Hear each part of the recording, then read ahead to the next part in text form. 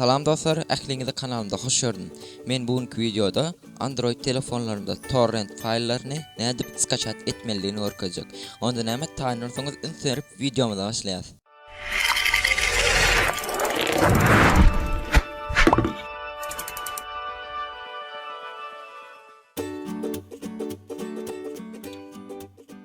Dostlar, internetten uly oýunlary, programmalary skaçat etjek bolan bolsaňyz, onda görensiňiz siziň öňüňizden Hökman torrent diýen sözler köp çykandyr. Torrent skaçat etmek üçin bize iki sana programma Hökman gerek bolup durýar. Olaryň birisi Advanced Download Manager programmasy. Bu programmany men geçenki videolarymda hem görkezdim. Eger görmedik bolsaňyz videonyň aşağında linkini goýar, şol ýerden görüp bilersiňiz. Bize ikinci gerek programma ol hem VPN. Umuman introdan aşga istendik VPN bolýar. Şol iki programmanyň ikisini hem taýýarlan bolsaňyz, biziň ilkinji etmeli zadymyz VPN birikdirmeli. VPN biriktirmeden sonra gelin biz öz telefonumyza internetten bir torrent faýlyny skaçat edip alalyň.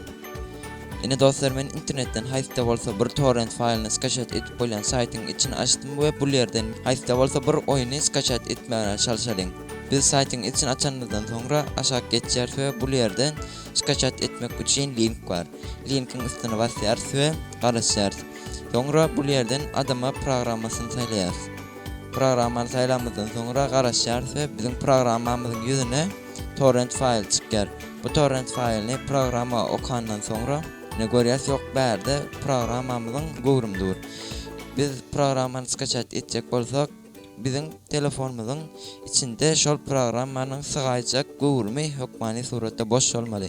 Egerde boş bolmadyk ýagdaýda programma biziň skaçat etjek faýlymizi skaçat edip bilmeýär we biz hökman özümiziň telefonumyzdan ýer açmaly bolýar. Ýer açandan soňra biz özümiziň faýllarymyzy torrentden skaçat edip alyp bileris. Ne şunun ýagonyşdy dostlar, Android telefonlarynda torrent klientini ulanyp bilersiňiz.